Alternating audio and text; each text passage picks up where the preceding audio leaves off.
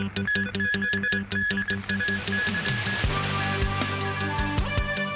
Japan Airlines plane catches fire at Haneda Airport in Tokyo.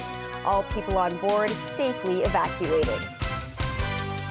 The death toll from yesterday's earthquake in Japan rises to almost 50. And the trial of Jimmy Lai resumes at the West Kowloon Court.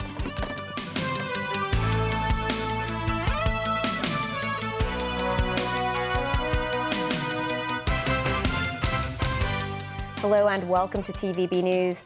A Japan Airlines aircraft carrying almost 380 passengers caught fire as it landed at Tokyo's Haneda Airport.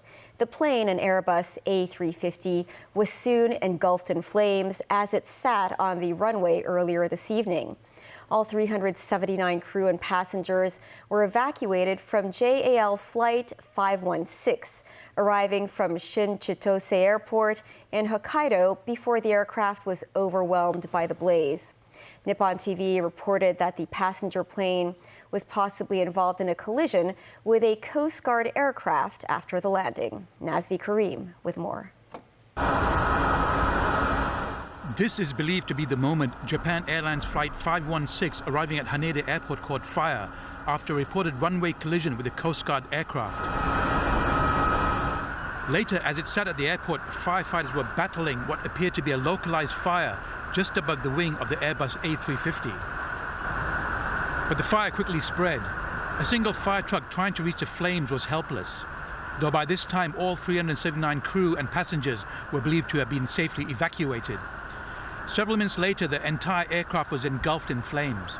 The blaze wrapped itself around the body of the aircraft while violently spitting out bright yellow flames and sparks.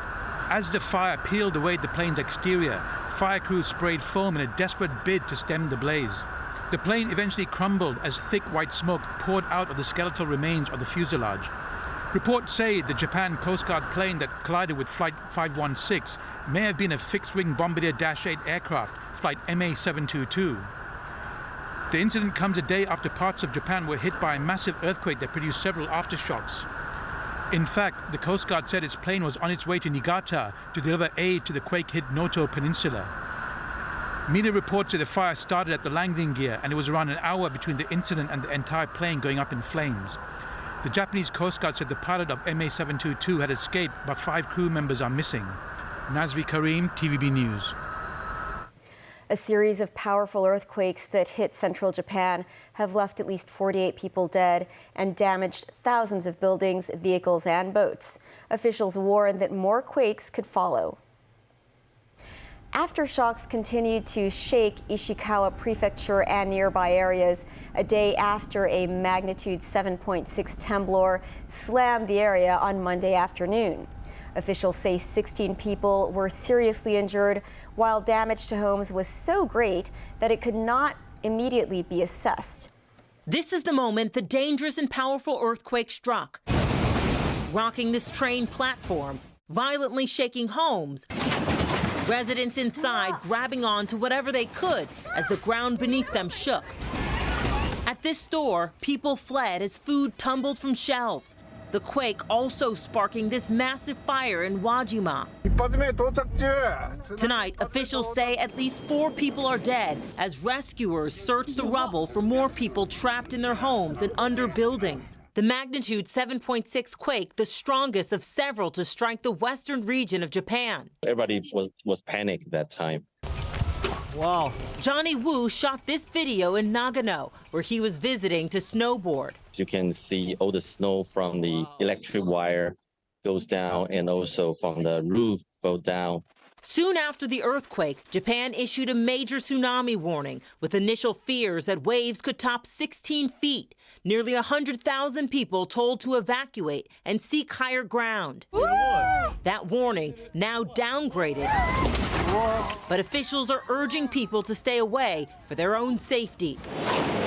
It was the first major tsunami warning since the massive 2011 quake and tsunami that killed nearly 20,000 people. Tonight, the nation now facing the aftermath of another powerful quake. Tens of thousands are without power, and roads in the region are cut off. This woman documenting the damage in her neighborhood. We're in serious trouble, she says. Please come help us. Here in Hong Kong, some travel agencies say they will rearrange travelers' itineraries or cancel designated tour groups in the quake-affected area. Tour agency WWPKG says it will cancel all tour groups traveling to the city of Wajima in Ishikawa Prefecture this month to ensure the safety of Hong Kong travelers.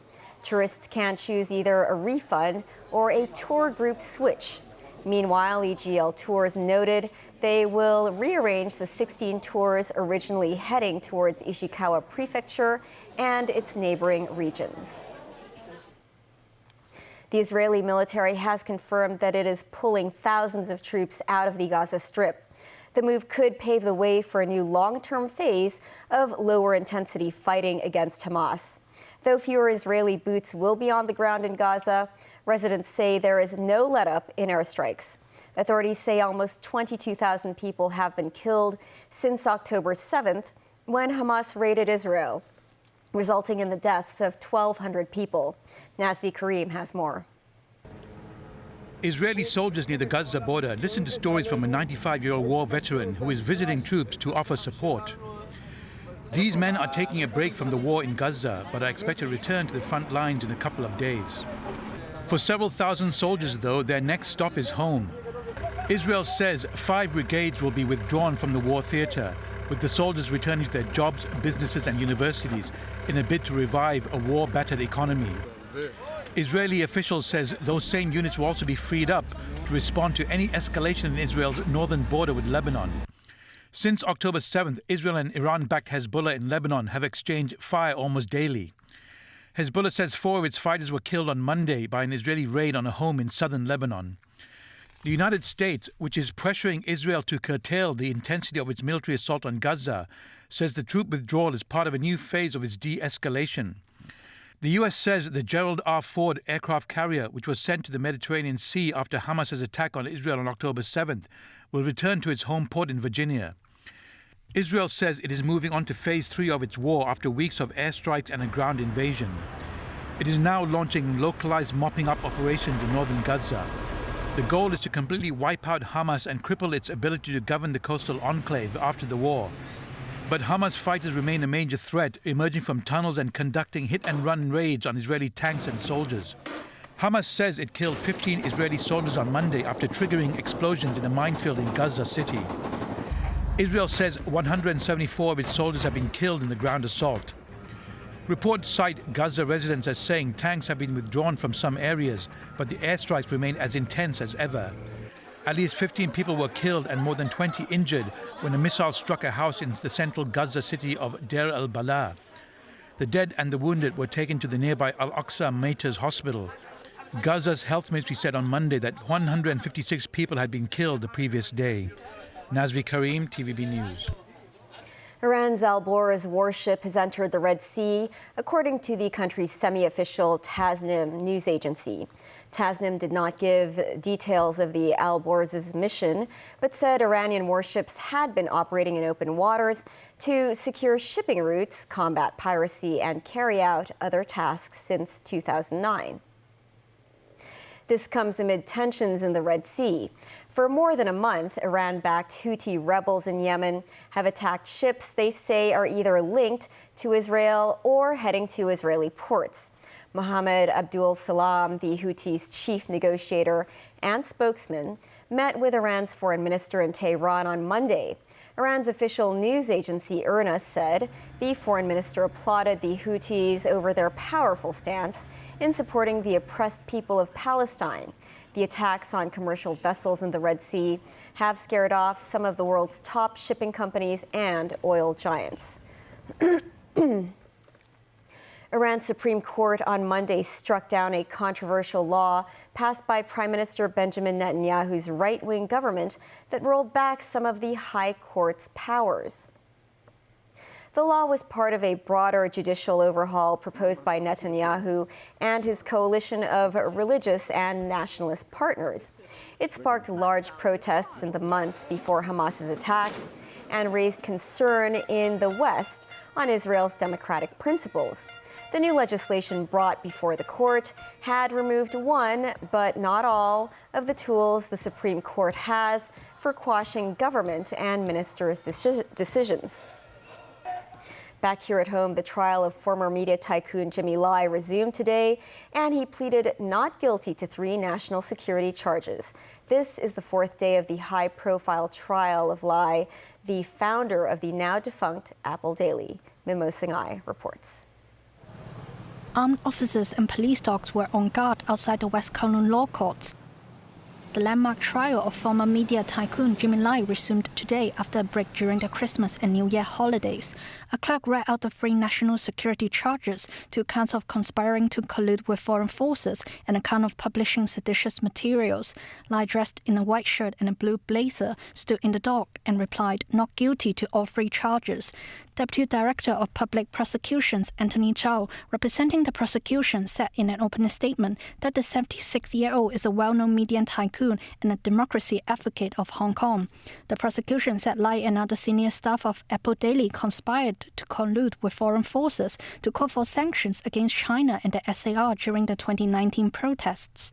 Between April 1, 2019 and June 24, 2021, Lai published 161 articles with the suspected intention of sedition.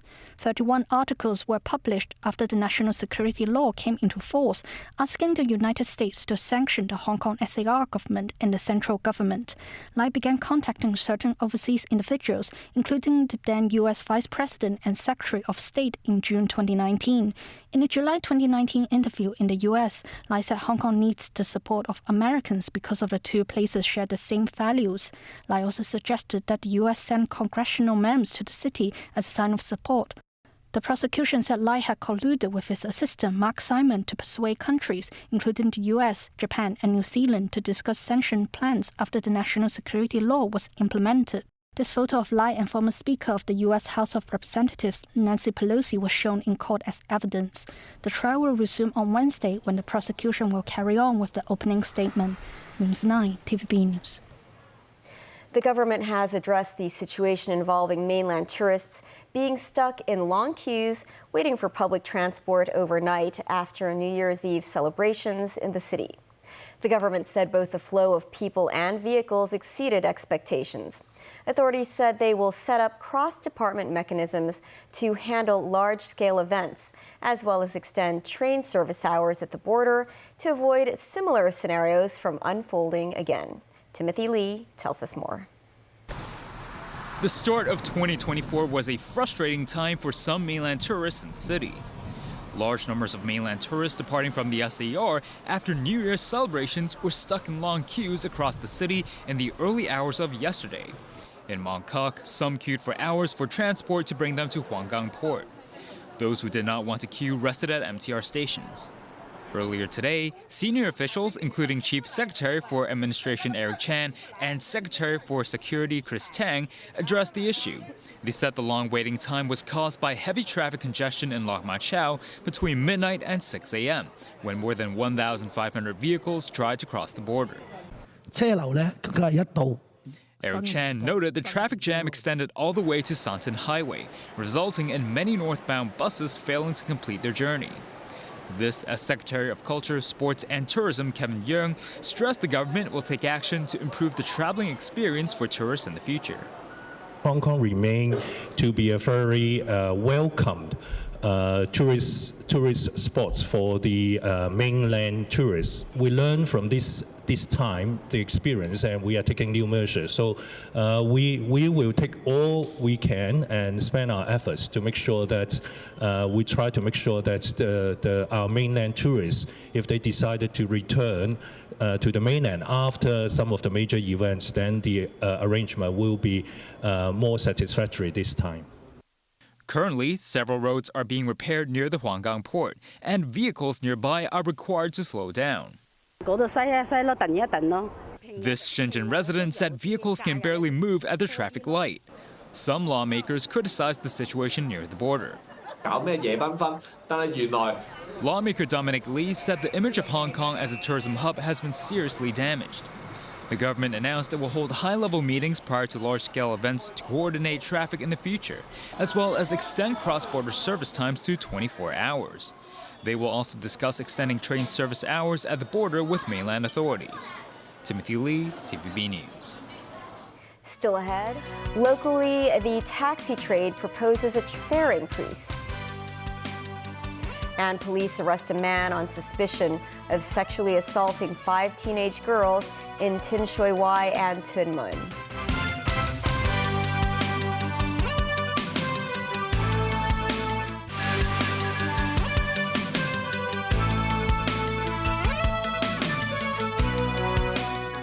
Back locally, the taxi sector has proposed a rise in flag-down fares by $5 to $32, hopefully within the first quarter. Under the new proposal, urban taxis' flag fall will be increased from $27 to $32. New Territories taxis' flag fall will increase by $4.50 from $23.50 to $28, a rise of about 20%. Taxi drivers said costs such as maintenance and insurance have been rising a lot, and fares are well behind such increases. Police have arrested a man on suspicion of sexually assaulting 5 teenage girls. The 27-year-old man, surnamed Lau, was apprehended in Tin Shui Wai at around 9 a.m. He was suspected of sexually assaulting 5 girls between the ages of 13 and 16 in Tin Shui Wai and Tuen Mun. His activities are believed to have taken place between last December and this month. Authorities stressed they will arrange for more officers to patrol the city to clamp down on indecent behavior. That's the news. Thanks for watching. Bye for now.